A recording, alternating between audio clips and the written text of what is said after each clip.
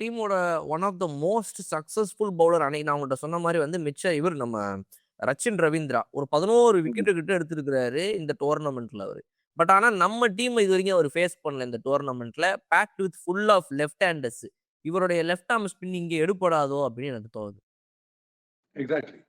ஒரே bowler to be slightly வர்னிங்டுன்னா Santner தான் எப்பயுமே.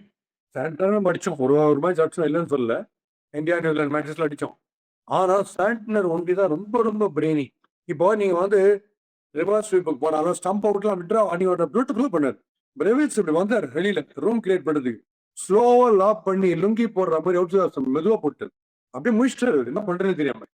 ஸோ அந்த மூளை இருக்கு. லாஸ்ட் மினிட் அட்ஜஸ்டபிள் பிரெயின் பார்த்தா சாண்ட்னர் தான் மோஸ்ட் டேஞ்சரஸ். வேற யாரும் எனக்கு தெரிஞ்சு டேஞ்சரே கிடையாது பார்த்தா அந்த அவங்க போலிங்ல. சச்சின் ரவீந்திரா விக்கெட்லாம் எடுக்கலாம். லெஃப்ட் ஹேண்டர் டூபேட்லாம் மாட்டினா ஊரை விட்டு வச்சுவார். அது ஒன்றும் டவுட்டே கிடையாது. Santner definitely. பேட்டிங்ல அவங்க அந்த 2 பேருக்கு அடிக்கிறாங்க பாருங்க, ஃபின் ஆலன் அண்ட் செஃபர்ட்.